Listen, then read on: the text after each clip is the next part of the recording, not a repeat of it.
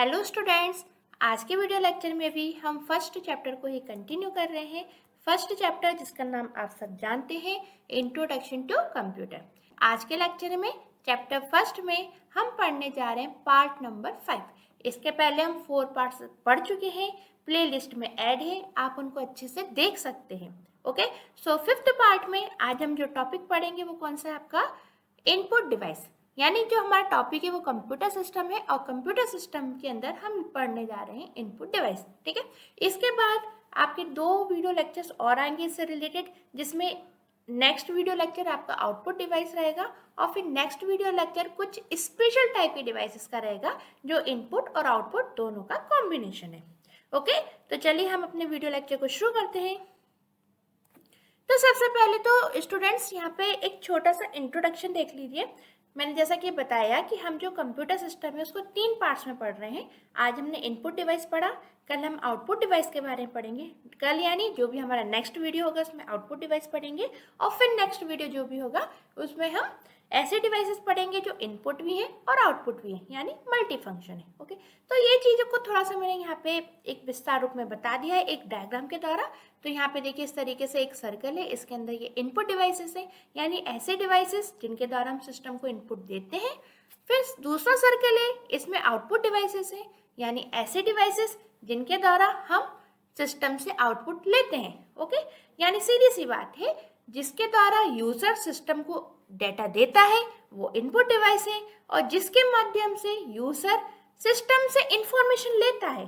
ठीक है, यानी सिस्टम से इंफॉर्मेशन ले रहा है वो चीज़ें क्या है, आउटपुट डिवाइस। और यहाँ पे देखिए कॉमन सर्कल हो रहा है, यानी हमारे इनपुट और आउटपुट दोनों के कॉमन सर्कल में चीज़ें आ रही हैं। तो ये वो डिवाइसेस हैं जो इनपुट भी है और आउटपुट भी है। ऐसी कई सारी डिवाइसेस होती हैं, जैसे फॉर एग्जांपल आपका मोबाइल फ़ोन, ये जो आपके मोबाइल फ़ोन की स्क्रीन है ये इनपुट भी है आउटपुट भी है। ठीक है, बहुत ज़्यादा डीप में अभी नहीं बताऊंगी, जैसे से हम वीडियो पढ़ेंगे इनके बारे में अच्छे से जानेंगे। ओके, सो आज के वीडियो लेक्चर में इनपुट डिवाइसेस के बारे में हम पढ़ेंगे, जो कि आपको फर्स्ट सर्कल में यहाँ पर दिख रहे हैं। ओके, आगे बढ़ते हैं। तो हम यहाँ पे इनपुट डिवाइसेस देख लेते हैं। देखते हैं सबसे पहले हमने क्या लिखा हुआ है। हमने यहाँ पे लिखा हुआ है, in computer an input device is a piece of computer hardware equipment. देखिए कंप्यूटर में जो आपकी इनपुट डिवाइस है वो एक पीस कहलाती है पूरे कंप्यूटर हार्डवेयर का। क्यों कहला रही है पीस? क्योंकि देखिए आपको सामने कंप्यूटर का पूरा डायग्राम दिख रहा है। अब जो आपका कंप्यूटर है, आप प्रीवियस वीडियो में भी पढ़ते हुए आए हैं कि जो कंप्यूटर है बेसिकली इसमें 4 चीज़ें बहुत इंपॉर्टेंट होती हैं, input, processing, storage, output. Okay, तो अब इन चारों चीज़ों के कॉम्बिनेशन से आपका पूरा कंप्यूटर बनता है।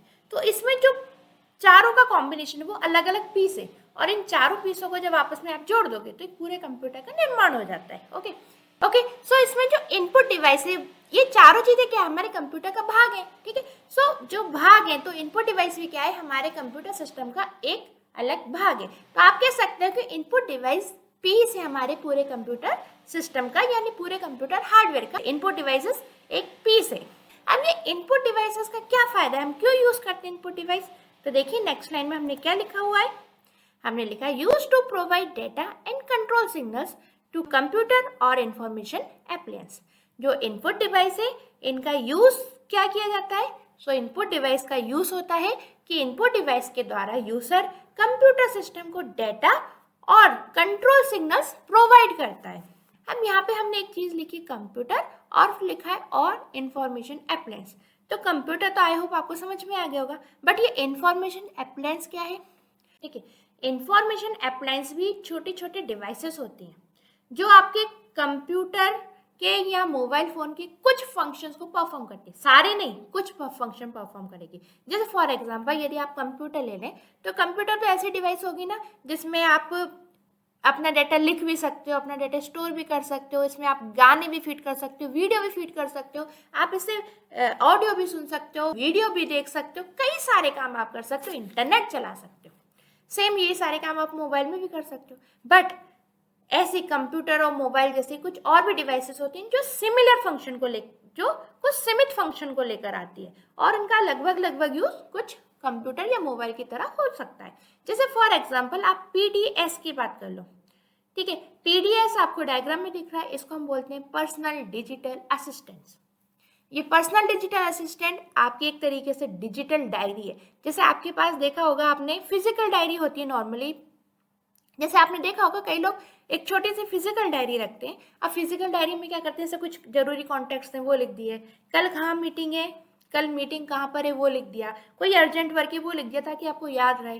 टू डू लिस्ट बना दी डायरी में कि हमें कल क्या क्या काम करना है। तो छोटे मोटे काम जो हम डायरी में स्टोर करते हैं वो सारे काम आप इस पीडीएफ में स्टोर कर सकते हो। तो पीडीएफ एक डिजिटल डायरी के रूप में आपके सामने होती है।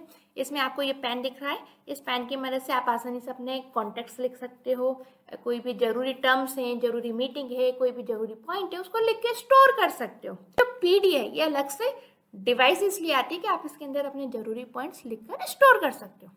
अब आप कहो कि पीडीएफ मोबाइल की तरह सारे काम कर दे, आपको गाने भी सुना दे, आपका इंटरनेट भी चला दे, तो ये नहीं चला पाएगी। ठीक है, क्या बोला, कंप्यूटर या मोबाइल जैसे कुछ फंक्शन को परफॉर्म करती है वो हमारी इंफॉर्मेशन अप्लायंस होती हैं। तो पीडीएफ को आप इंफॉर्मेशन अप्लायंस बोल सकते हो। ओके, और जैसे कि आपने देखा होगा किंडल, किंडल होता है जिसमें आप ई कॉपी पढ़ सकते हो, ई नोट्स पढ़ सकते हो, आप ई बुक खरीद सकते हो, है ना। तो एक तरीके से वो किताब ही है, एक तरीके से वो आपकी किताबों की लाइब्रेरी है किंडल टैबलेट। ठीक है, लेकिन इसमें आप कहो कि मोबाइल जैसे सारे काम कर लें, तो आप मोबाइल जैसे सारे काम इसमें नहीं कर सकते, यानी कुछ फंक्शन को परफॉर्म करते हैं। ध्यान देना, बार बार बोल रही हूँ, कुछ फंक्शन। ओके, सो इंफॉर्मेशन अप्लायंस ऐसे कुछ कंप्यूटिंग डिवाइसेस होती हैं जो कि कंप्यूटर या मोबाइल से रिलेटेड कुछ फंक्शंस को परफॉर्म करती है, यानी ये स्पेसिफिक फंक्शन के लिए ही बनी होती हैं। ओके, अब ये जो आपका कंप्यूटर है, जो इंफॉर्मेशन अप्लायंस है, इनका एक नाम और है जिसको हम बोलते हैं इंफॉर्मेशन प्रोसेसिंग सिस्टम।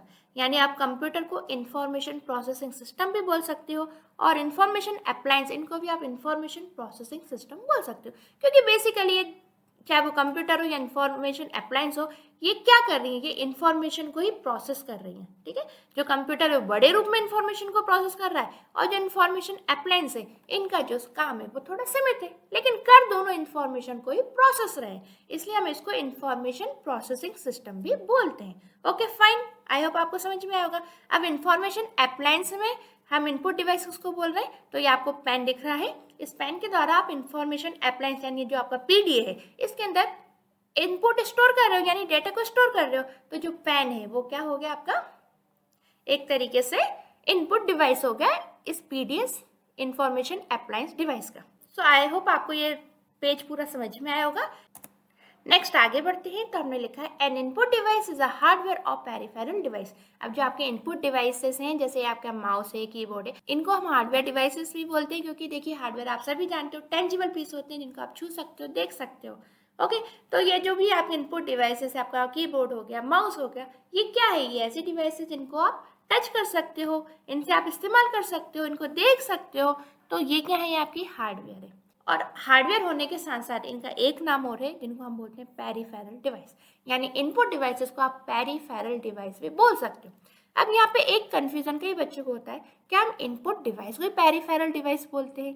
नहीं, तो यहाँ पे इसके लिए एक पॉइंट और हमने यहाँ पे ऐड किया है। देखिए हमने लिखा है कंप्यूटर पेरिफेरल्स में be divided into 3 broad categories, mainly ध्यान दीजिए input devices, output devices and input output devices. देखिए जो पेरिफेरल डिवाइस है वो इनपुट डिवाइस को तो बोलते ही हैं, उसके साथ साथ हम अन्य डिवाइसेस को भी पेरिफेरल डिवाइस बोलते हैं। ठीक है, तो किस किस को बोलते हैं, तो हमने यहाँ पे सेकंड लाइन में बताया, तो हमने यहाँ पे जो हमारी ये नेक्स्ट लाइन है इसमें बताया है कि जो पेरिफेरल डिवाइस है इसको हमने बेसिकली 3 भागों में बांट देते हैं, यानी तीन प्रकार की डिवाइसेस होती हैं जो कि पेरिफेरल डिवाइस कहलाती हैं। पहली तो होती है इनपुट डिवाइस, यानी जो भी आपके इनपुट डिवाइस है उनको हम पेरिफेरल डिवाइस बोल सकते हैं। साथ ही साथ में जो आपकी आउटपुट डिवाइस है उनको भी पेरिफेरल डिवाइस बोल सकते हैं। ठीक है, यानी आपकी इनपुट डिवाइस और आउटपुट डिवाइस इन दोनों को आप पेरिफेरल डिवाइस बोल सकते हो। साथ ही साथ में इनपुट आउटपुट डिवाइस, यानी ऐसे डिवाइस जो इनपुट भी है आउटपुट भी है, जैसे कि आपका मोबाइल फोन, तो इसको आप पेरिफेरल डिवाइस भी बोल सकते हो अपने मोबाइल फोन को। ओके, सो पेरिफेरल डिवाइस जो है वो हम 3 प्रकार की डिवाइसेस को बोल सकते हैं, यानी आप पेरिफेरल डिवाइस की 3 ब्रॉड कैटेगरीज हैं। पहली है इनपुट डिवाइसेस, दूसरी आउटपुट डिवाइसेस और तीसरी है इनपुट आउटपुट डिवाइसेस। नेक्स्ट आगे बढ़ते हैं। यहाँ पे देखिए इनपुट डिवाइसेस के कुछ यहाँ पे आपको डायग्राम दिख रहे हैं, ठीक है। कुछ एग्जांपल्स हमने यहाँ पे डायग्राम के थ्रू बनाए हैं, बताए हैं। तो ये सारे डायग्राम क्या है, आपकी इनपुट डिवाइस है, ओके। तो जिसमें आपका टच स्क्रीन शामिल है, कैमरा शामिल है, जिससे आप फोटो खींचते हो, स्कैनर है, जॉयस्टिक है, कीबोर्ड है, माउस है, ये मुख्य आपकी इनपुट डिवाइस है, ठीक है। अब इनको हम थोड़ा विस्तार में पढ़ेंगे नेक्स्ट स्लाइड्स में, ठीक है।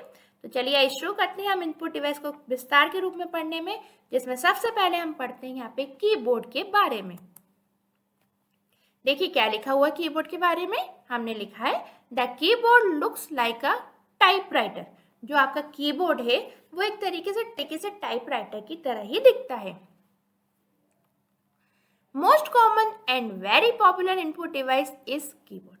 जो आपका कीबोर्ड है ये सबसे ज्यादा यूज में आने वाला मोस्ट पॉपुलर इनपुट डिवाइस है, ठीक है। देखिए आपकी जो सबसे ज्यादा यूज में आने वाली सबसे कॉमन मोस्ट इंपॉर्टेंट जो इनपुट डिवाइसेस हैं वो दो हैं, एक है कीबोर्ड और दूसरा है माउस। ये हमने प्रीवियस वीडियो में भी पढ़ा है, ठीक है। तो यहाँ पे कीबोर्ड को भी हमने बोला है कि most common and very popular, सबसे ज्यादा पॉपुलर है। भाई इनपुट कीबोर्ड तो चाहिए ही चाहिए जब आपका कंप्यूटर है उसमें, ओके। तो जो कीबोर्ड है वो एक बहुत ही मोस्ट कॉमन एंड बहुत ही पॉपुलर इनपुट डिवाइस है। नेक्स्ट हमने कीबोर्ड के बारे में लिखा है the keyboard helps in inputting the data to the computer. आप सभी जानते हैं जो कीबोर्ड है यूजर को कंप्यूटर में डेटा इनपुट करने में मदद करता है। यानी कंप्यूटर के अंदर कोई भी इंस्ट्रक्शन हमें फीड करना है, कोई भी हमें डेटा फीड करना है, तो वो हम इनपुट डिवाइस की सहायता से कर सकते हैं। और वो इनपुट डिवाइस कौन सी, हमारी कीबोर्ड। कीबोर्ड सबसे ज्यादा यूज में आने वाली इनपुट डिवाइस है, जिसकी सहायता से हम कंप्यूटर के अंदर डेटा को स्टोर कर सकते हैं। नेक्स्ट अब हमने यहाँ पे लिखा है most of the keyboards have 80 to 110 keys. अब देखिए जो कीबोर्ड है ये डिफरेंट कीज के कलेक्शन में आता है, ठीक है। ऐसा नहीं कि सारे कीबोर्ड एक से ही होते हो, आप अगर देखोगे तो आपको कुछ भिन्न कीबोर्ड भी मिल जाएंगे, ठीक है। तो आपके जो कीबोर्ड्स हैं इनमें थोड़ा सा कीज का डिफरेंस भी होता है। तो ये जो कीज हैं ये 80 से लेकर 110 तक हो सकती हैं कीबोर्ड्स में, है ना। किसी कीबोर्ड्स में 110 मिल जाएंगी, किसी में 80 मिल जाएंगी, किसी में इन दोनों के बीच के नंबर की कीज मिल जाएंगी, ठीक है। तो इस तरीके से डिफरेंट टाइप की कीज के या डिफरेंट नंबर ऑफ कीज के कीबोर्ड्स अवेलेबल होते हैं मार्केट में। तो यानी आपका जो कीबोर्ड है वो डिफरेंट टाइप की कीज का कलेक्शन है, ठीक है। अब कौन कौन से टाइप की कीज होती हैं कीबोर्ड में, तो आइए देखिए हमने इसको एक डायग्राम के थ्रू यहाँ पे बताया है। यहाँ पे देखिए क्या लिखा है, की टाइप्स, यानी हम यहाँ पे कीबोर्ड की कीज के टाइप्स यहाँ पर बता रहे हैं। तो पहला होता है टाइपिंग से क्या समझ में आ गया, यानी आप डॉक्यूमेंट टाइप करते हो, है ना। डॉक्यूमेंट टाइप कर रहे हो तो आपको किस किस की आवश्यकता है, तो आपको पूरे ए से लेकर जेड तक के लेटर्स की आवश्यकता है, ठीक है। अब जब आप डॉक्यूमेंट टाइप कर रहे हो तो ऐसा तो नहीं कि आपको पूरा डॉक्यूमेंट सिर्फ और सिर्फ लेटर्स या टेक्स्ट में होगा। आप जब डॉक्यूमेंट टाइप कर रहे हो तो जरूरी कि आप उसमें नंबर भी लिखो, तो हो सकता है आप उसमें नंबर भी ऐड करो, है ना। तो डॉक्यूमेंट टाइप करने में कितनी चीजें देखी हैं आपने अभी तक, दो। एक तो आपने देखा अल्फाबेट यानी A to Z तक के लेटर्स, दूसरा आपने 0 से लेकर 9 तक के सारे नंबर्स होने चाहिए। तो फिर 0 से लेकर 9 तक के सारे नंबर है, फिर तो आप कॉम्बिनेशन बना सकते हो ना। 10, 11, 12 की आवश्यकता हुई तो आप आसानी से बना सकते हो, इतना तो मुझे बताने की आवश्यकता है नहीं, ठीक है। तो आपके डॉक्यूमेंट्स को टाइप करने में बेसिकली किन किन चीज की आवश्यकता हो रही है, A to Z तक के लेटर्स, दूसरा नंबर्स, तीसरी किसकी आवश्यकता है, जैसे आप डॉक्यूमेंट तैयार करते हो तो जब भी आप सेंटेंस लिखते हो तो आप कई सारे स्पेशल सिंबल का भी यूज करते हो, जैसे कॉमा का यूज करोगे, फुल स्टॉप का यूज करोगे, क्वेश्चन मार्क का यूज करोगे। तो ये जो आपके full stop, colon, comma, question mark जो भी हैं ये आपके कहलाते हैं स्पेशल सिंबल या स्पेशल कैरेक्टर भी आप इनको बोल सकते हो। तो टाइपिंग की में 3 चीजें शामिल होती हैं, अल्फाबेट्स, नंबर्स, स्पेशल सिंबल। अब आप इस बात को अच्छे से ध्यान से देख लेना, सुन लेना, MCQ में इस तरह के क्वेश्चन पूछे जाते हैं। नेक्स्ट आते हैं फंक्शन की। तो देखिए आपके कीबोर्ड में आपको ये जो कीज दिख रही हैं जो कि F1 से लेकर F12 तक हैं, ये जो कीज हैं इनको हम क्या बोलते हैं, फंक्शन की, ठीक है। इनके बारे में नेक्स्ट लाइन में हम अच्छे से पढ़ेंगे। नेक्स्ट आती है आपकी कंट्रोल की, ठीक है। तो आपके कीबोर्ड में कंट्रोल कीज भी होती हैं, इनको हम अभी डीप में पढ़ने वाले हैं, है ना, सिर्फ आप इनके बारे में जान लो। और नेक्स्ट आता है आपका कर्सर की।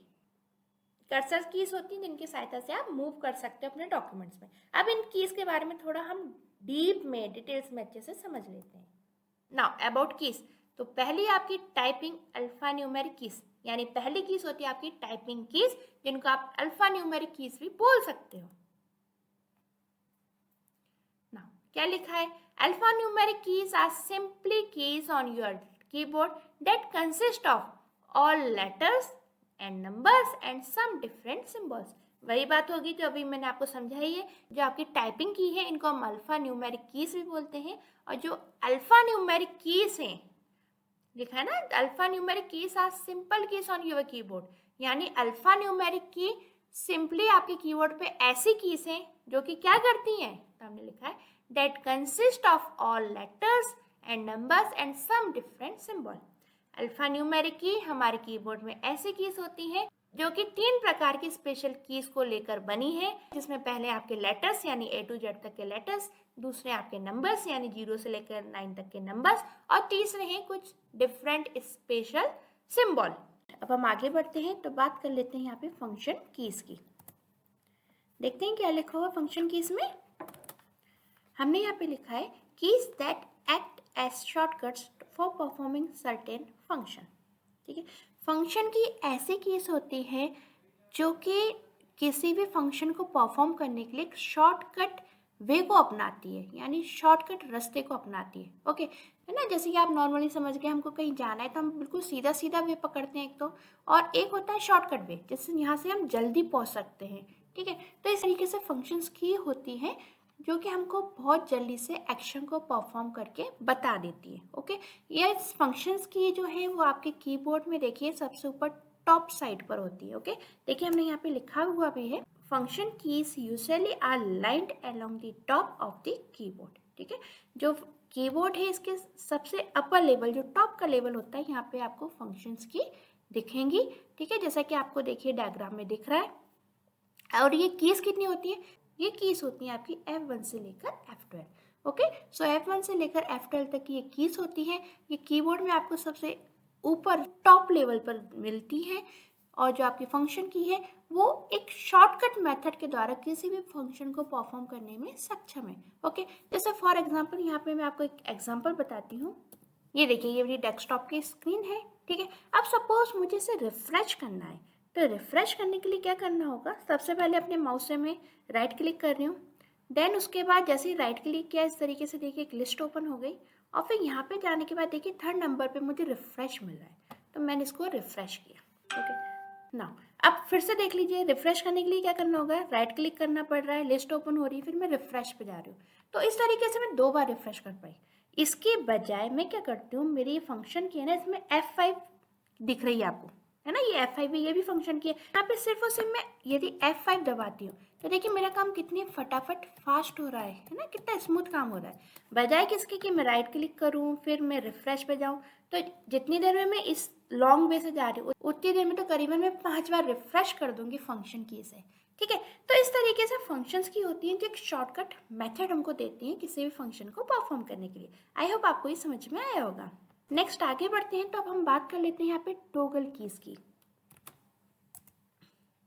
टॉगल कीज किन्हें कहते हैं, देखिए यहाँ पे देख लीजिए, caps lock, num lock, scroll lock, ये जो 3 प्रकार की कीज होती हैं जो आपके कीबोर्ड में होती हैं, जिसको में हम कैप्स लॉक बोलते हैं, एक नम लॉक बोलते हैं और स्क्रॉल लॉक बोलते हैं। तो ये लॉक वाली जो की हैं इनको हम टॉगल कीज बोलते हैं। ओके, ये जो भी तीनों कीज हैं यानी जो टॉगल की, इनकी विशेषता क्या होती है कि ये किसी स्पेसिफिक फीचर को ऑन या ऑफ करने के काम में आती हैं।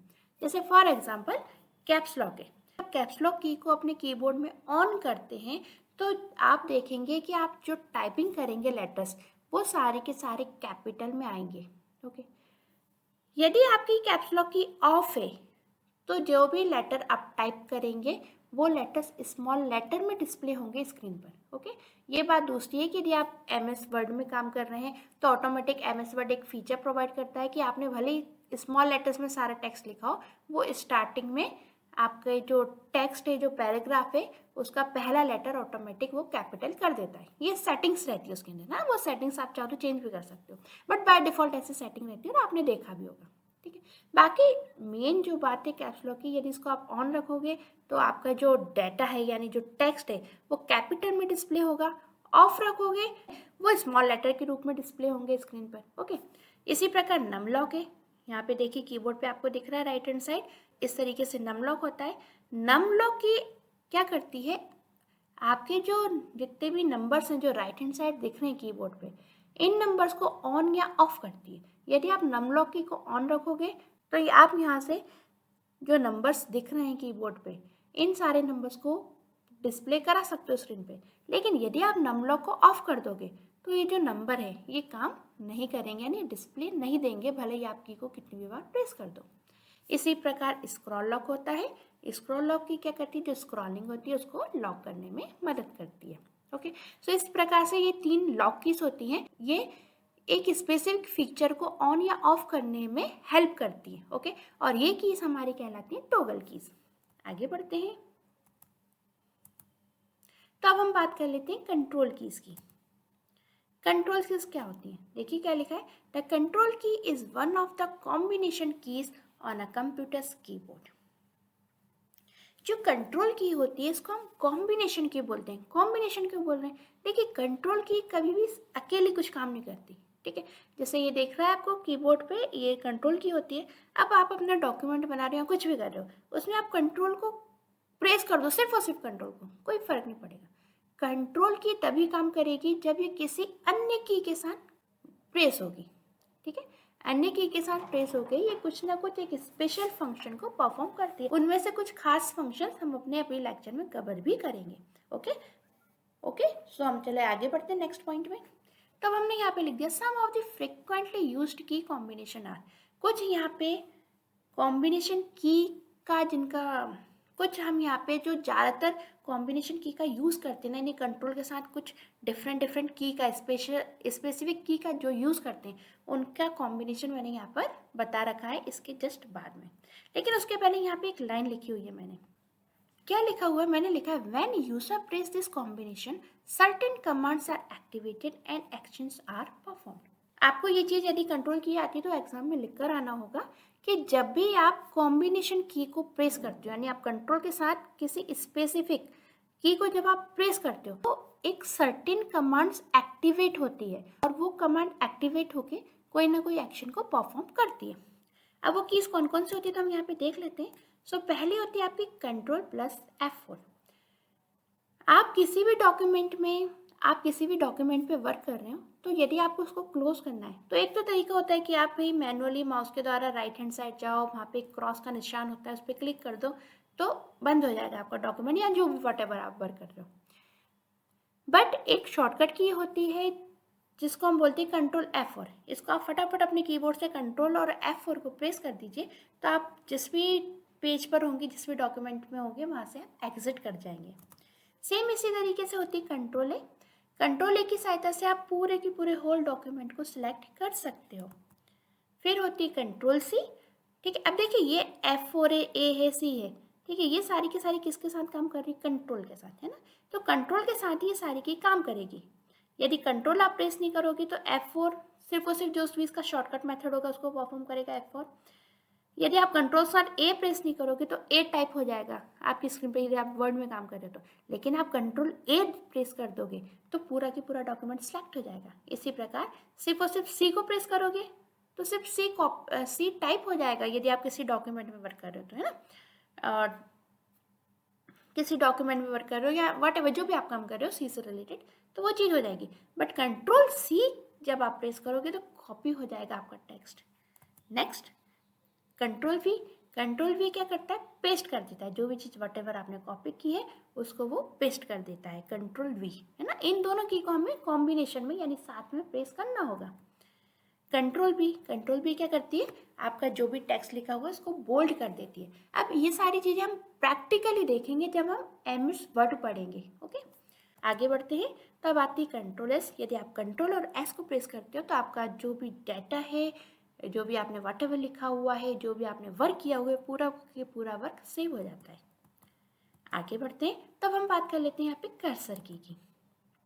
देखिए क्या लिखा है, cursor keys include a variety of keys which moves the cursor to different position on the screen. क्या है कर्सर की, क्या होती है, काफ़ी वैरायटी की होती है ना। यानी कर्सर की में कई सारी ऐसी वैरायटीज इंक्लूड होती हैं, उनकी मदद से हम क्या कर सकते हैं, अपने डॉक्यूमेंट में कर्सर को डिफरेंट डिफरेंट पोजीशन पे मूव कर सकते हैं। अब हमने यहाँ पे बात की है कि कर्सर की में कई डिफरेंट डिफरेंट वेराइटीज अवेलेबल होती हैं। ओके, सो वो कौन कौन सी होती हैं वैरायटी, आइए नेक्स्ट लाइन में हम देख लेते हैं। हमने यहाँ पे लिखा है दे इंक्लूड एरो की, home and page up and page down. देखिए जो आपके कर्सर की है वो 5 प्रकार की होती हैं। पहले प्रकार की होती है होम की, पहले प्रकार की होती है एरो की, दूसरी होती है होम की, तीसरी होती है एंड की, चौथी होती है पेज अप की और पांचवी होती है आपकी पेज डाउन की। इनके बारे में हम अभी पढ़ने जा रहे हैं नेक्स्ट लाइन्स में, इसी स्लाइड में पढ़ेंगे और नेक्स्ट लाइन में पढ़ेंगे। सबसे पहले हम यहाँ पे एरो की बात कर लेते हैं। Arrow keys are program to move the cursor in a specified direction. जो एरो की होती है उनके सहायता से आप अपने कर्सर को एक स्पेसिफिक यानी एक निश्चित डायरेक्शन में मूव करवा सकते हो। अब ये एरो की कौन सी होती है, तो देखिए आपको एक कीबोर्ड पे दिख रही है। यहाँ पे देखिए ये 4 एरो की हैं। एक एरो की तो आपको ऊपर की तरफ ले जा रही है, एक नीचे की तरफ, एक राइट साइड और एक लेफ्ट साइड। तो इन कीज को आप जिस भी अकॉर्डिंग प्रेस करोगे उस अकॉर्डिंग आपका कर्सर मूव करता चला जाएगा। आगे बढ़ते हैं। तब हमने यहाँ पे बात की है एरो की के अलावा नेक्स्ट जो हमने 4 कीज पढ़ी थी ना, home and page up and page down second line में, उनका हमने डिस्कशन यहाँ पे लास्ट लाइन में किया है। देखिए हमने क्या लिखा हुआ है, हमने लिखा है page up and page down keys scroll the page up and down. सिर्फ इतनी सी लाइन को हम समझ लेते हैं यहाँ पे, ठीक है। यहाँ पे हमने पेज अप और पेज डाउन, ये जो लास्ट में आपको 2 प्रकार की दिख रही है उनका वर्णन किया है। पेज अप की और पेज डाउन की क्या करती है, आपके पेज को स्क्रॉल अप या स्क्रॉल डाउन करती है, ठीक है। कैसे करती है, जैसे कि मान लीजिए आपके पास कोई डॉक्यूमेंट है, कोई डॉक्यूमेंट ओपन है आपके सामने स्क्रीन पर।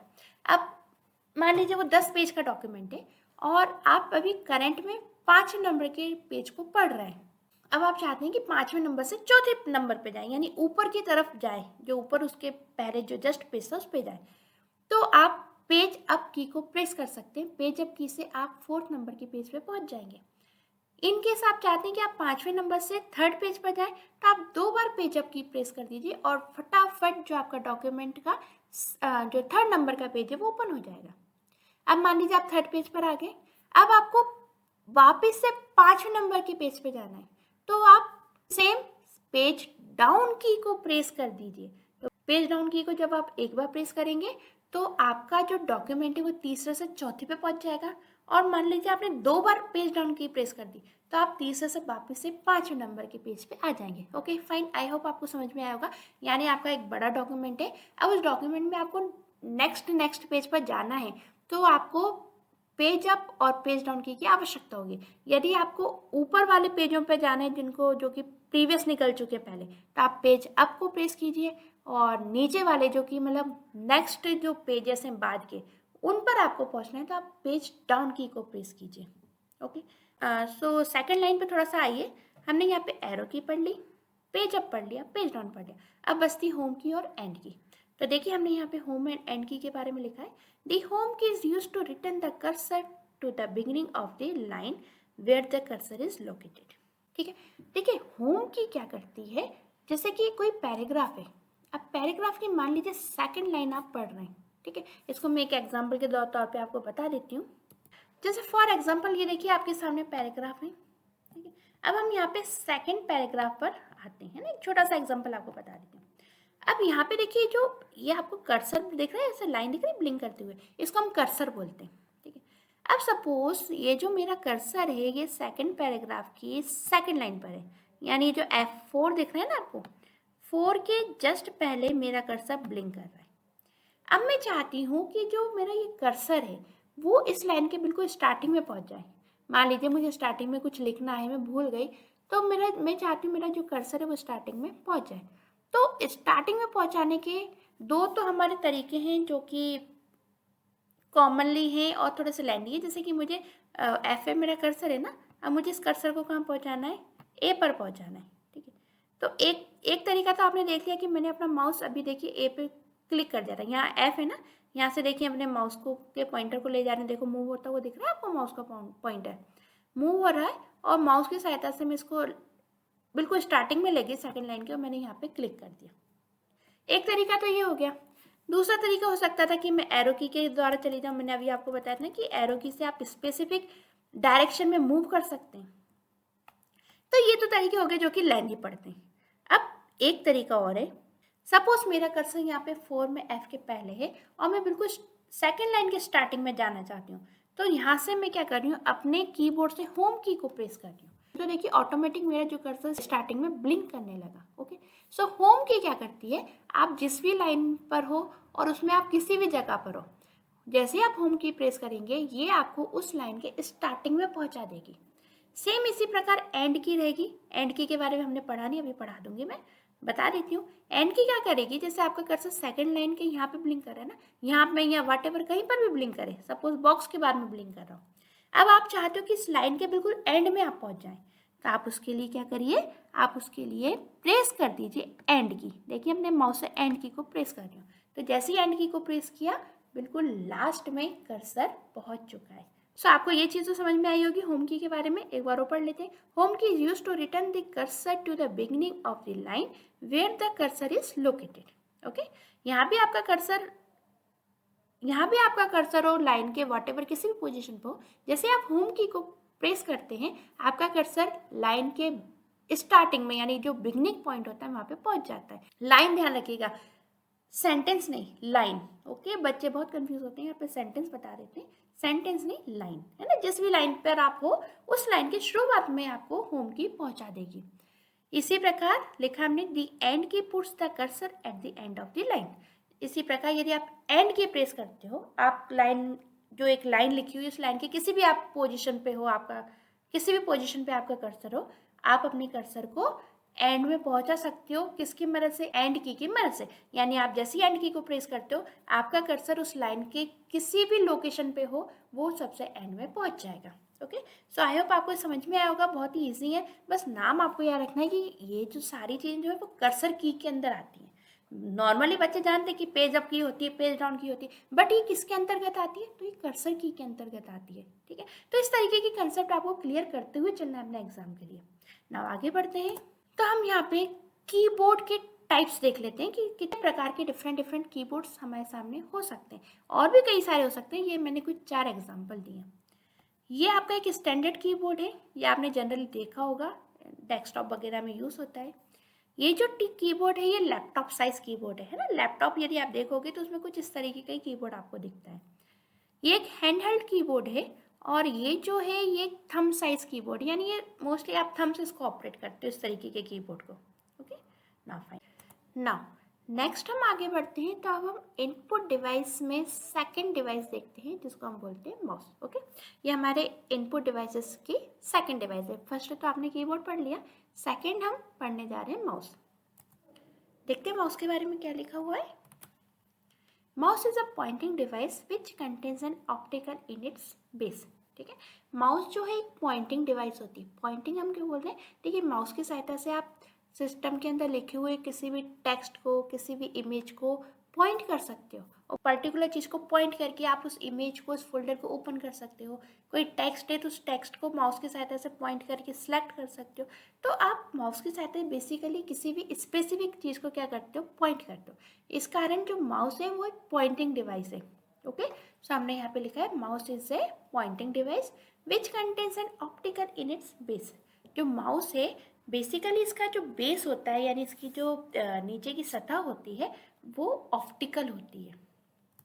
नेक्स्ट हम आगे बढ़ते हैं, तो हमने लिखा है the mouse is a device that allows you to control the movement of the insertion point on the screen. So mouse एक ऐसी डिवाइस है जो यूज़र को अलाउ करती है कि वो माउस की सहायता से स्क्रीन पर मूव होने वाले कर्सर को, या जो पॉइंटर मूव हो रहा है उसको कंट्रोल कर सके। आगे बढ़ते हैं, तो हमने लिखा है माउस के बारे में next point, the movement of the mouse run with the hand on the table और ए सुइटेबल बेस फ्लैट सरफेस। ध्यान रखिएगा ब्रैकेट में लिखा है, ब्रैकेट में लिखा हुआ है flat surface such as the mouse pad. यहाँ पे हमने माउस का मूवमेंट बताया है। ठीक है, वही बात हम करते हुए आ रहे हैं कि आप जो अपने हाथ है उससे क्या करते हो, माउस को मूव करते हो। ओके, सो जो माउस का जो मूवमेंट है वो किसके द्वारा होता है, हाथ के द्वारा होता है। हाँ, शर्त है कि जहाँ आप जिस भी स्पेस पर, यानी जिस भी सतह पर अपनी माउस को मूव कर रहे हो वो सतह कैसे फ्लैट होनी चाहिए, है ना, फ्लैट सरफेस होना चाहिए। या कह लीजिए कि माउस को चलाने के लिए एक सुइटेबल बेस होना जरूरी है। अधिकतर हम जो माउस है उसको चलाने के लिए एक माउस पैड का यूज़ करते हैं। माउस पैड इस तरीके से माउस के नीचे रख दिया जाता है और इसके ऊपर हम बड़ी आसानी से अपने माउस को मूव करवा सकते हैं और माउस की सहायता से हम अपने स्क्रीन के कर्सर को कंट्रोल करते हैं। आगे बढ़ते हैं तो यहाँ पे देखिए मैंने माउस का एक छोटा सा पिक्चर बताया है। इस तरीके से आपका माउस होता है। आई होप आपने देखा होगा। बहुत ही आसान है, इसमें कुछ बहुत ज़्यादा पढ़ने की आवश्यकता नहीं है। आगे बढ़ते हैं तब हम बात कर लेते हैं स्कैनर की। ये देखिए आपको एक मशीन दिख रही है। इस तरीके की मशीन को हम स्कैनर कहते हैं। देखिए क्या लिखा हुआ है। हमने लिखा है scanners are used to enter information directly into the computer's memory. जो स्कैनर है इसकी सहायता से आप अपनी इंफॉर्मेशन को सीधे कंप्यूटर की मेमोरी में भेज सकते हो। जैसे फॉर एग्जांपल हम स्कैनर का यूज़ क्यों करते हैं। स्कैनर का हम यूज़ करते हैं कोई भी हार्ड कॉपी यानी आपके हाथ में जो कागज़ है उस कागज़ की एक सॉफ्ट कॉपी यदि हमें कंप्यूटर में पहुंचानी हो तो उसके लिए हम स्कैनर का यूज़ करते हैं। यहाँ पे देखिए, यहाँ पे आपको एक छोटी सी पिक्चर दिख रही है, ठीक है। अब ये पिक्चर मतलब ये कोई पिक्चर है जो कि हार्ड कॉपी के रूप में यानी आपके हाथ में। अब आप चाहते हो ये पिक्चर कंप्यूटर के अंदर चली जाए तो स्कैनर की सहायता से आप इस पिक्चर को कंप्यूटर के अंदर पहुंचा सकते हो। यानी आप डायरेक्टली स्कैनर की सहायता से इस पिक्चर को कंप्यूटर की मेमोरी में पहुंचा दोगे। ओके, सो यही बात हमने यहाँ पे की है कि scanner are use to enter information directly into the computer's memory. Okay, so scanner का हम इस्तेमाल इसलिए करते हैं ताकि हम अपनी इंफॉर्मेशन को सीधे कंप्यूटर की मेमोरी में भेज सकें। आगे देखते हैं तो हमने यहाँ पे लिखा है this device works like a xerox machine. ये जो डिवाइस स्कैनर ये जेरॉक्स मशीन की तरह काम करती है। जेरॉक्स यानी एक फोटोकॉपी की मशीन है ना। आपने मोस्टली देखा होगा, आप यदि फोटोकॉपी कराने चाहते हैं तो जिस भी पेपर की आप फोटोकॉपी करवाते हैं उस पेपर के ऊपर लाइट है वो मूव करती है और उस लाइट की सहायता से क्या होता है जो आपकी उसी पेज की एक फोटोकॉपी तैयार हो जाती है। इसी प्रकार ये स्कैनर मशीन होती है। जब आप इस तरीके से कोई फोटो को या किसी पिक्चर को या किसी पेपर को इसके अंदर रखते हो तो स्कैनर में भी जो लाइट है वो मूव होती है और उस लाइट की सहायता से आपका जो डाटा है वो कॉपी होकर सिस्टम की मेमोरी में पहुंच जाता है। ओके, सो ये जेरॉक्स मशीन की तरह काम करती है। आगे बढ़ते हैं तो हम 4th नंबर की डिवाइस देखते हैं जिसको हम बोलते हैं ट्रैक बॉल। इस तरीके से देखिए ये ट्रैक बॉल होता है ना। इस तरीके से दिखती है आपकी ट्रैक बॉल। तो आपको वैसे देखने में समझ में आ गया होगा, थोड़ा थोड़ा ये माउस की लुक दे रही है ना। तो हमने ट्रैक बॉल में कुछ इसी तरीके की बातें लिखी हुई है, आइए पहले पढ़ लेते हैं। हमने लिखा है track ball is similar to the upside down design of the mouse. ठीक है, जो ट्रैक बॉल है ये लगभग माउस के जैसे डिज़ाइन का होता है। इसका जो आगे का पार्ट देखिए, जो जो इधर की आगे की डिज़ाइन है वो तो पूरी माउस से मैच खा रही है ना। और जो डाउन डिज़ाइन है वो भी देखिए थोड़ी माउस से मैच खा रही है ना। बस अंतर इतना है कि जो माउस होता है उसमें इस तरीके से जो बॉल है वो काफ़ी बाहर नहीं निकली हुई होती है और ये जो माउस है वो इस तरीके से देखिए, मेरा जो लेज़र जा रही है ना इस तरीके से पूरा कवर करता है माउस। ठीक है, तो इसी तरीके से माउस के जैसा कुछ लगभग ट्रैक बॉल का भी आर्किटेक्चर होता है। ठीक है, और इसका जो कुछ अपसाइड और जो डाउन डिज़ाइन है वो कुछ ना कुछ माउस के जैसे ही होती है। आगे बढ़ते हैं। माउस मीन्स कंप्यूटर माउस की मैं बात कर रही हूँ यहाँ पे। ओके, फिर मैंने लिखा है the user moves the ball directly while the device itself remains stationary. ठीक है, बेसिकली ये जो डिवाइस है इसमें आप क्या करते हो, ये जो आपको बॉल दिख रही है इस बॉल को आप मूव करते हो तो जिस भी डायरेक्शन में आप इस बॉल को मूव करोगे ना उस डायरेक्शन में जो पॉइंटर है वो मूव हो जाएगा। ओके, जिस भी अकॉर्डिंग आप इस बॉल को मूव करोगे उस अकॉर्डिंग सिस्टम के अंदर जो पॉइंटर है वो मूव हो जाएगा। ओके, और इसको क्या है, ये माउस जैसे जो माउस है उसको क्या हमें चलाना पड़ता है अपने पेट पे, इसको आगे पीछे यहाँ भी जिस भी तरीके से आपको पॉइंटर ले जाना है, पॉइंटर आपको ऊपर की तरफ ले जाना है तो थोड़ा आगे की तरफ अपने हाथों से उस डिवाइस को चलाना पड़ता है। यहाँ पे जो ट्रैक बॉल है ना, डिवाइस तो ऐसी रहेगी बस जो बॉल है इसको मूव करना होगा है ना, पूरे हाथ को मूव नहीं करना होगा। तो बॉल के मूवमेंट से जो पॉइंटर है वो मूव हो जाएगा। आगे बढ़ते हैं तो अब हम बात कर लेते हैं यहाँ पे जॉयस्टिक की। जॉयस्टिक देखिए इस तरीके से दिखता है, आइए इसके बारे में जान लेते हैं। हमने लिखा है यहाँ पे joystick is mostly used in game application. ये जो आपको जॉयस्टिक दिख रही है ये भी बेसिकली माउस की तरह ही पॉइंट करती है, लेकिन अंतर कहाँ आता है, जो माउस है ट्रैक बॉल इसको नॉर्मली हम डॉक्यूमेंट्स वगैरह रीड करना, किसी सिंपल सा जो भी कंप्यूटर में किसी फाइल को ओपन करना, फोल्डर को ओपन करना, इसके लिए यूज़ करते हैं माउस को है ना, क्लिक करने के लिए। बट जो जॉयस्टिक होती है माउस की तरह पॉइंट करती है, लेकिन ये जो जॉयस्टिक है इसको हम अधिकतर गेम एप्लीकेशन के लिए यूज़ करते हैं, यानी जॉयस्टिक की सहायता से हम सिस्टम के अंदर के गेम खेलते हैं, जैसे कि वीडियो गेम। आगे बढ़ते हैं, तो हमने इसी को थोड़ा सा आगे बढ़ाते हुए लिखा है फर्स्ट लाइन को, as its name implies a stick to play a game that will let you feel joy. ठीक है, यहाँ पे हम ये बता रहे हैं कि जॉय स्टिक नाम से समझ में आ रहा है, जॉय शब्द आए एंजॉय से, यानी मस्ती करने के लिए, और स्टिक यानी एक आपकी छड़ी है, यानी आपको जॉय करने के लिए, एंजॉय करने के लिए एक छड़ी दी गई है जिसकी सहायता से आप एंजॉय कर रहे हो, गेम खेल रहे हो, है ना। वही चीज़ हमने यहाँ पे लिखी है, एज इट्स नेम इम्प्लाइज, जैसा कि इसका नाम है, a stick to play a game. एक स्टिक होती है, देखिए जो आपको हाथ में दिख रही है, ऐसी एक स्टिक होती है जॉय स्टिक, ठीक है, जिसकी सहायता से हम गेम खेलते हैं। That will let you feel Joy, है ना, जो कि आपको क्या एंजॉय फील कराती है, जॉय फील कराती है, तो इसका नाम जॉय स्टिक यहीं से आया है, एंजॉय का जॉय और स्टिक का स्टिक। देन आगे बढ़ते हैं, तो हमने लिखा in this you use your thumb to press buttons of joystick handling the stick of the input device. यहाँ पे आपको जॉयस्टिक को हैंडल करने के लिए देखिए इस तरीके से बटन्स भी मिलते हैं जिनको आप थंब के द्वारा प्रेस कर सकते हो, और थंब के द्वारा प्रेस करके आप अपने डिवाइस को, जो पॉइंटर है सिस्टम के अंदर जो स्क्रीन पे पॉइंट कर रहा है, उसको कंट्रोल कर सकते हो। आगे हम बढ़ते हैं, तो अब हम बात कर लेते हैं यहाँ पे लाइट पेन की। इस तरीके से आपका लाइट पेन होता है। देखिए क्या लिखा है हमने लाइट पेन के बारे में, हमने लिखा है this is an input device which is used to draw lines और figures on a computer screen. Light pen एक ऐसी डिवाइस होती है जिसकी सहायता से आप लाइन को या फिगर को कंप्यूटर स्क्रीन पर ड्रॉ कर सकते हो। सेम इसी प्रकार होती है जैसे कि कोई रजिस्टर होता है या कोई कॉपी होती है, और पेन की सहायता से आप बड़ी आसानी से उस रजिस्टर या कॉपी पे लिख सकते हो, है ना, कोई डायग्राम बनाना चाहे तो बना सकते हो। इसी प्रकार एक लाइट पेन होता है जिसको आप अपने कंप्यूटर से अटैच करके कंप्यूटर की स्क्रीन पर लिख सकते हो। ठीक है, ये जो है मोस्टली जो आपके CRT मॉनिटर्स आते थे ना, उनमें यूज़ होती थी। जब से टच स्क्रीन आने लगा तब से तो इनका जो काम है वो काफ़ी कम हो गया, वैसे कि CRT में इसका यूज़ ज़्यादा होता था। A light pen is a light sensitive pointing input device. ये जो लाइट पेन है वो एक light sensitive pointing input device है। ओके ना, आगे बढ़ते हैं, तब हम बात कर लेते हैं यहाँ पे OCR की। OCR का पूरा नाम होता है ऑप्टिकल कैरेक्टर रीडर। इस तरीके से देखिए जो आपने अभी स्कैनर देखा था 3rd या 4th नंबर की इनपुट डिवाइस में शायद, है ना, तो देखिए ये एक तरीके से स्कैनर होता है और इसको हम बोलते हैं OCR ऑप्टिकल कैरेक्टर रीडर। क्यों बोलते हैं तो देख लीजिए हमने यहाँ पे क्या लिखा है, हमें लिखा है it's an input device which detects alpha numeric characters printed on written on a paper. ये जो आपका OCR है ये एक इनपुट डिवाइस है विच डिटेक्ट्स, जो क्या करती है, जो डिटेक्ट करती है यानी पहचान करती है, किसकी पहचान करती है, alpha numeric characters printed on written on a paper. जो भी आपके अल्फा न्यूमेरिक कैरेक्टर्स हैं जो कि आपके पेपर पे लिखे हुए हैं, उन सारे कैरेक्टर्स को ये क्या करती है, पहचानती है OCR। ठीक है, जैसे कि फॉर एग्जाम्पल अभी देख लीजिए मैंने आपको स्कैनर के बारे में बताया था, तो मैंने बता रहा स्कैनर क्या करता है, जैसे कि आपके हाथ में कोई भी हार्ड कॉपी है ना, कोई भी कॉपी है, जो पेज आपके हाथ में होता है बेसिकली हम उसको हार्ड कॉपी बोलते हैं। मान लीजिए उसमें कुछ लिखा हुआ है, तो अगर नॉर्मल स्कैनर है आपके पास और आप उसको कंप्यूटर की मेमोरी में स्कैन करके पहुंचा देते हो, यानी सिस्टम के अंदर पहुंचा देते हो, तो बेसिकली जो सिस्टम है उसको PDF या JPG इस तरीके के फॉर्म में स्टोर करता है नॉर्मल स्कैनर।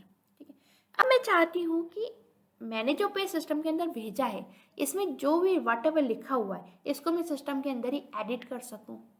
ठीक है, इसके ऊपर प्रॉपर काम कर सकूँ, उसमें कुछ और लिख सकूँ, उस पेपर के ऊपर जो मैंने स्कैन करके भेज दिया है उसी में आगे और भी काम कर सकूँ, तो उस कंडीशन में हम यूज़ करते हैं OCR का, यानी ऑप्टिकल कैरेक्टर रीडर स्कैनर का हम यूज़ करते हैं। ठीक है, तो OCR वो एक ऐसा स्कैनर होता है जो कि आपके पेपर पे जो भी टेक्स्ट लिखा हुआ है उस टेक्स्ट को समझता है। ठीक है, यानी आपने अपने टेक्स्ट पेपर पे जो भी अल्फा न्यूमेरिक कैरेक्टर लिखे, अल्फा न्यूमेरिक आई थिंक आप जानते हो अल्फा न्यूमेरिक कौन से होते हैं, इसमें टेक्स्ट भी होता है, जिसमें नंबर भी होता है, जिसमें स्पेशल सिंबल्स भी होते हैं, ये हमने कीबोर्ड के स्टार्टिंग में पढ़ा था।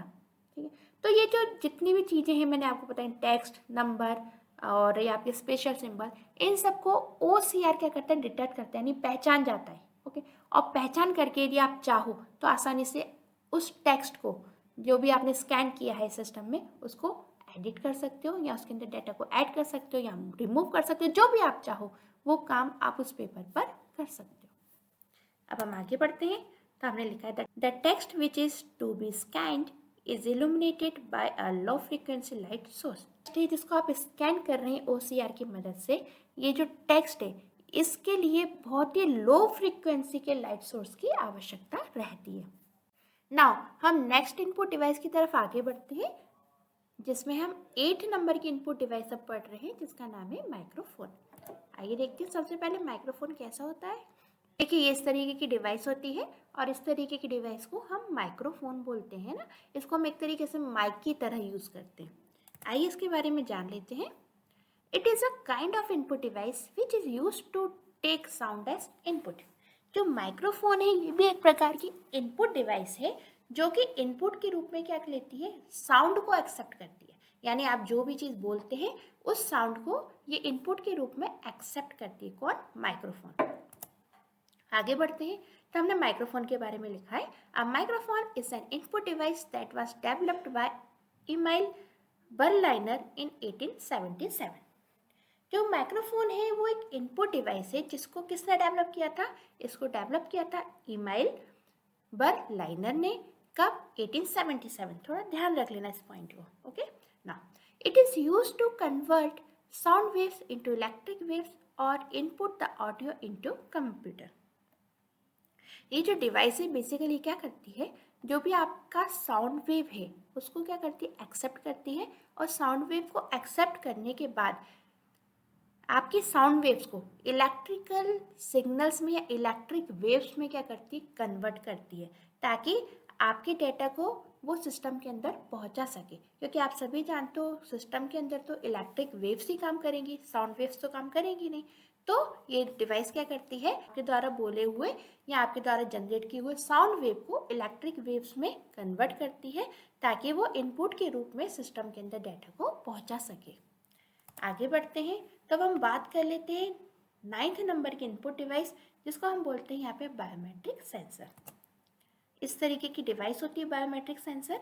ठीक है, अब कई जगह होता है जिसमें आपको एक छोटी सी डिवाइस दिखेगी जिसमें सिर्फ और सिर्फ थंब लगाने की जगह होती है। ठीक है, बाकी इस तरीके की भी कई सारी बायोमेट्रिक सेंसर डिवाइसेस होती हैं जो कि अटेंडेंस के पर्पज से यूज़ की जाती है। तो कई सारी बायोमेट्रिक सेंसर डिवाइस आती है, जरूरी नहीं कि जो मैंने डायग्राम देखा है ऐसी होती है। ये उदाहरण के तौर पे एक डायग्राम मैंने आपको दिखाया है। जान लेते हैं क्या होता है बायोमेट्रिक सेंसर। हमने लिखा है a biometric sensor is a device that converts the biometric trait of an individual into electrical signals.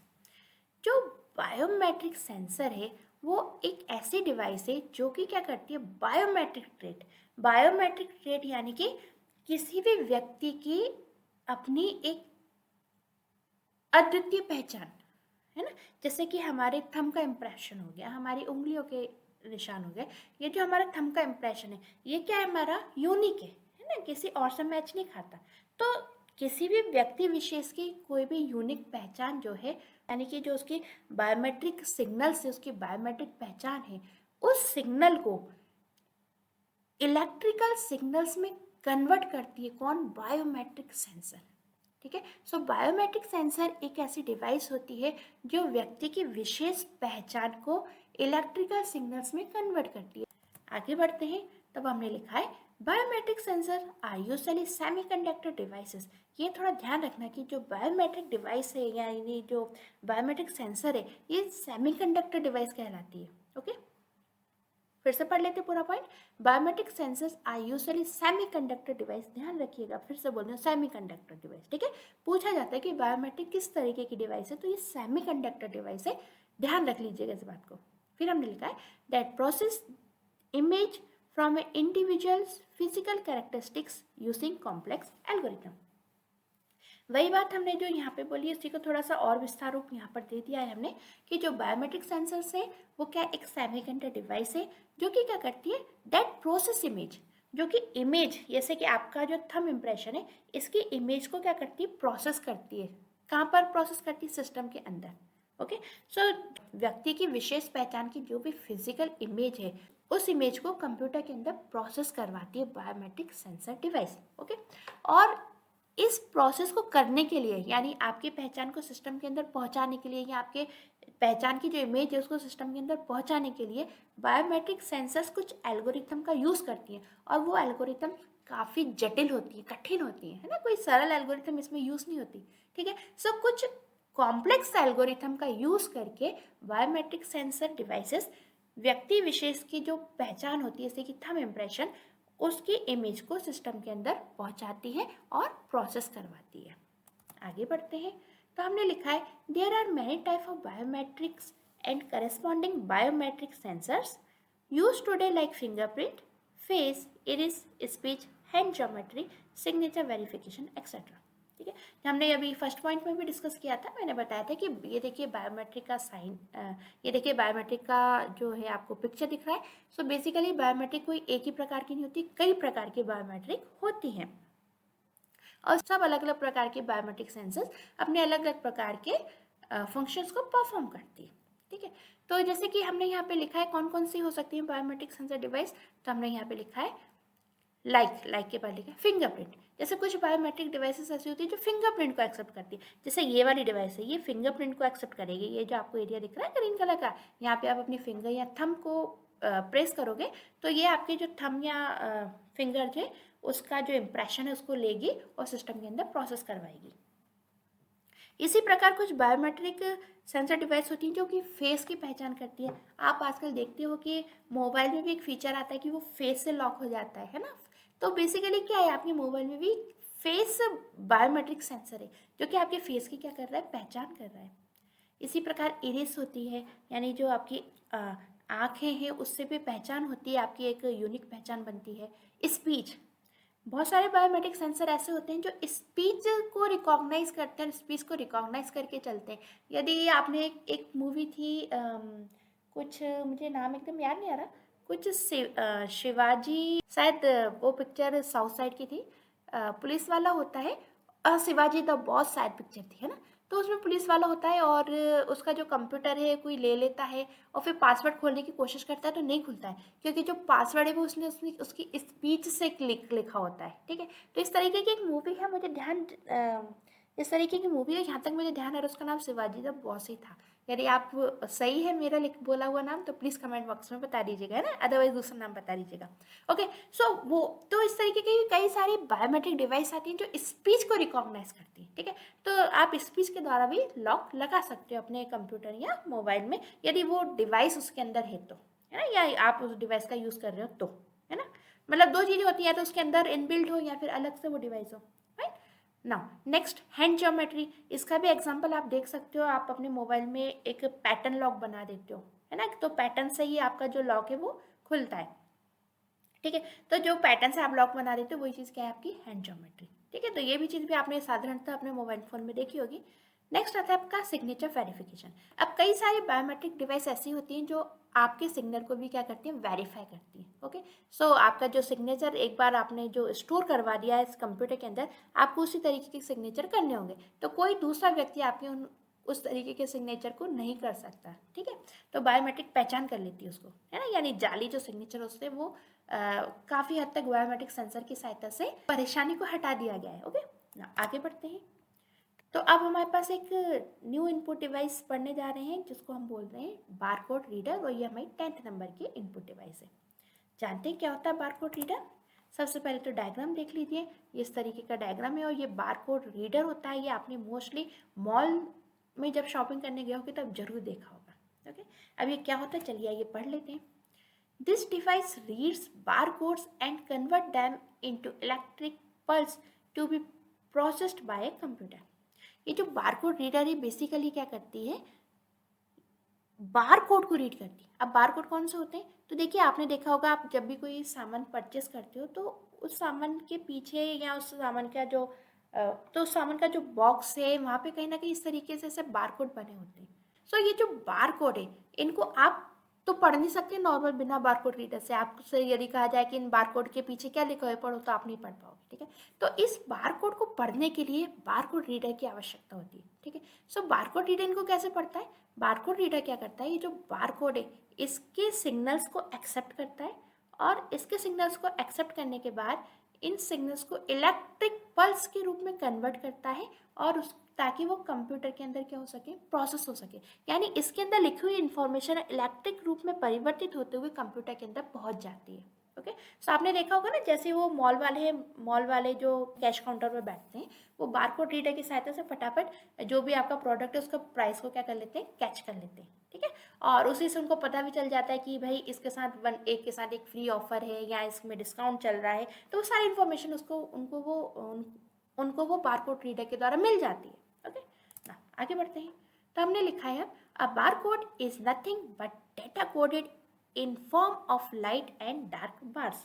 तो बारकोड जो है वो कुछ स्पेशल चीज़ नहीं है, एक कोड किया हुआ डेटा है जो कि लाइट एंड डार्क बार्स के फॉर्म्स में प्रोडक्ट की जो रैपर होता है उसके ऊपर स्टोर कर दिया जाता है। ओके, नेक्स्ट हम आगे बढ़ते हैं और 11th नंबर की इनपुट डिवाइस देखते हैं जिसको हम बोलते हैं MICR, मीन्स इसका पूरा नाम होता है मैग्नेटिक इंक कैरेक्टर रीडर। आइए जानते हैं कैसे ये डिवाइस होती है। तो देखिए कुछ इस तरीके से डिवाइस होती है और उसमें इस तरीके से चेक को हम यूज़ करते हैं इनपुट देने के लिए। ठीक है, सो ये जो आपको दिख रही है ये डिवाइस है और ये जो आपको पेपर दिख रहा है ये एक चेक है। यानी अब आप समझे क्या हो गए कि चेक के अंदर कुछ कोड लिखा जाता है और उस कोड को पढ़ने के लिए, समझने के लिए हम MICR मशीन का यूज़ करते हैं। ठीक है, और जो कोड है वो भी बेसिकली देखा जाए तो मैग्नेटिक कोड होता है, यानी वो मैग्नेटिक शाई से लिखा जाता है चेक में कोड। ये चेक देख लीजिए और ये जो चेक में आप यहाँ पे थोड़ा नज़र डालिए, यहाँ पर मैंने ये मेरा पॉइंटर जो कर्सर है मूव कर रहा है, ये चेक के ऊपर MICR कोड लिखा हुआ है जो कि 9 डिजिट का है। ओके, MICR कोड यानी ये मैग्नेटिक कोड लिखा हुआ है। ठीक है, तो इसी प्रकार का जो कोड आपके चेक में जो होता है ये एक बहुत ही यूनिक और सिक्योर कोड होता है और इसी को पढ़ने के लिए हम MICR मशीन का यूज़ करते हैं। ओके, तो चलिए इसकी थ्योरी जान लेते हैं। हमने लिखा है इसमें it is kind of input device which is use to read magnetic characters from a page like on a bank cheque. Some magnetic characters are used which can only be read by MICR। ठीक है, तो हमने बताया है कि जो magnetic ink character reader की जो मशीन है वो क्या करती है, वो मैग्नेटिक कैरेक्टर को रीड करने के लिए यूज में ली जाती है। अब मैग्नेटिक कैरेक्टर कहाँ पर होते हैं, तो आप बता सकते हैं जो मैग्नेटिक कैरेक्टर है वो बैंक की चेक पर लिखे होते हैं जो कि 9 डिजिट के होते हैं या 9 अंक के होते हैं। ठीक है, और ये जो लिखे गए कोड है जो 9 डिजिट में लिखे जाते हैं ये कैरेक्टर कोड होते हैं। तो इन्हीं कैरेक्टर कोड को पढ़ने के लिए, रीड करने के लिए MICR मशीन का यूज़ किया जाता है। ओके, चलिए आगे बढ़ते हैं। तो अब हम नेक्स्ट इनपुट डिवाइस देख लेते हैं 12th नंबर की, जिसको हम बोलते हैं टच स्क्रीन। आइए जानते हैं कैसी होती है। तो देखिए बड़ी साधारण से आपको टच स्क्रीन दिख रही है, आपका एक तरीके से मोबाइल फ़ोन है। बेसिकली जो आपके एंड्रॉयड मोबाइल फ़ोन की जो स्क्रीन है जिसको आप टच करते हो, टच करके चलाते हो, इसी को हम टच स्क्रीन बोलते हैं। अब ये मोबाइल में भी होती है, लैपटॉप में भी होती है, तो ATM मशीन भी कई सारी ऐसी होती हैं जो कि टच स्क्रीन से ही चलती है। ओके, चलिए इसकी हम थ्योरी जान लेते हैं। Touch screen is the input and output device. यहाँ पे सबसे विशेष बात, जो आपकी टच स्क्रीन होती है वो इनपुट और आउटपुट दोनों डिवाइस होती है। ओके, सो आप इसको इनपुट डिवाइस भी बोल सकते हो टच स्क्रीन को और आउटपुट डिवाइस भी बोल सकते हो। ओके, सो हमने लिखा है touch screen is the input and output device. आगे बढ़ते हैं तो नेक्स्ट लाइन में हमने लिखा है a touch screen is a computer display screen that is sensitive to human touch, allowing a user to interact with the computer by touching pictures or words on the screen। ठीक है, तो ये तो आप सभी जानते हो कि जो टच स्क्रीन है वो एक तरीके से कंप्यूटर की डिस्प्ले स्क्रीन है ना, आप सभी जानते हो। देखिए जो आपका मोबाइल फ़ोन आप चलाते हो टच स्क्रीन का, ये भी एक तरीके से देखा है तो छोटा सा कंप्यूटर ही है। मोबाइल फ़ोन चलाते हो, टैब चलाते हो, ये सब क्या छोटे कंप्यूटर के तो रूप में है ना। तो ये जो स्क्रीन आपको दिख रही है बेसिकली ये भी क्या एक कंप्यूटर की स्क्रीन ही है। और ये जो टच स्क्रीन है ये क्या करती है, जो ह्यूमन के टच को सेंस करती है। यानी आपने किसी पिक्चर के ऊपर टच किया, किसी फोल्डर के ऊपर टच किया, तो उसको ये क्या करती है, सेंस करती है टच स्क्रीन, और सेंस करके उस पर्टिकुलर फोल्डर को, पर्टिकुलर डाटा को या जो भी इंफॉर्मेशन इसके ऊपर आप क्लिक कर रहे हो उसको क्या कर देती है, ओपन करती है। ठीक है, सो वॉट एवर कोई भी कमांड लिखी हो, कुछ भी लिखा हो, जिसको भी आप टच कर रहे हो उसको टच स्क्रीन क्या करती है, सेंस करती है। यानी ह्यूमन के टच को टच स्क्रीन सेंस करती है। ओके, सो दैट्स वाई हमने यहाँ पे क्या लिखा है, a touch screen is a computer display screen that is sensitive to human touch.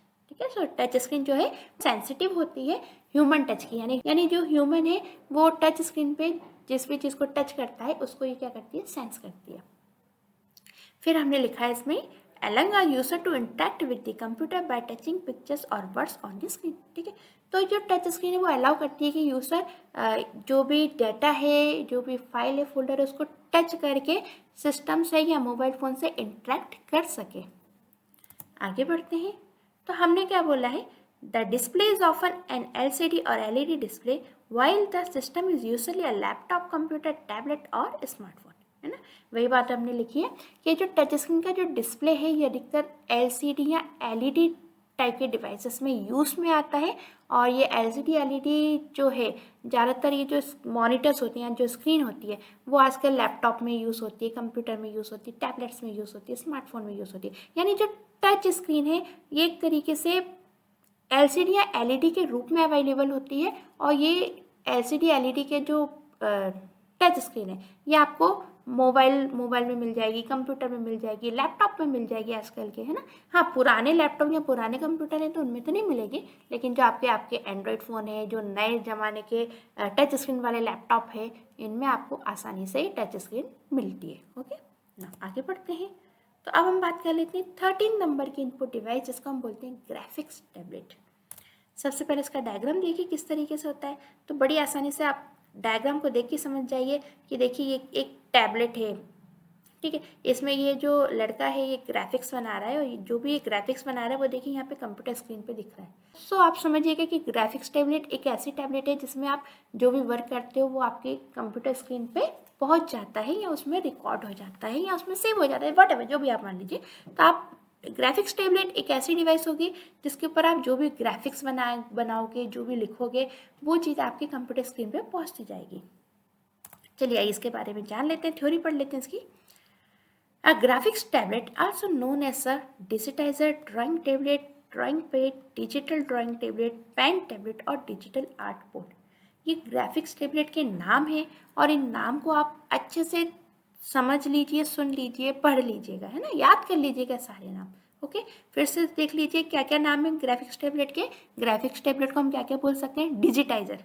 ठीक है, इसको हम डिजिटाइजर भी बोल सकते हैं, इसको हम ड्राइंग टेबलेट भी बोल सकते हैं, इसको हम ड्राइंग पैड भी बोलते हैं, डिजिटल ड्राइंग टेबलेट भी बोलते हैं, पेन टेबलेट भी बोलते हैं, डिजिटल आर्ट बोर्ड भी बोलते हैं। अब मैं ऐसा इसलिए बोल रही हूँ कि आपके MCQ में हो सकता है इस तरह के क्वेश्चन आए कि डिजिटाइजर बताइए किस तरीके की डिवाइस है। तो अब आप ये तो जान गए कि जो ग्राफिक्स टैबलेट है वो इनपुट डिवाइस है, तो ग्राफिक्स टैबलेट को ही हम क्या बोलते हैं, डिजिटाइजर बोलते हैं। तो आप बता सकते हैं डिजिटाइजर जो है वो क्या है, आपकी एक इनपुट डिवाइस है ना।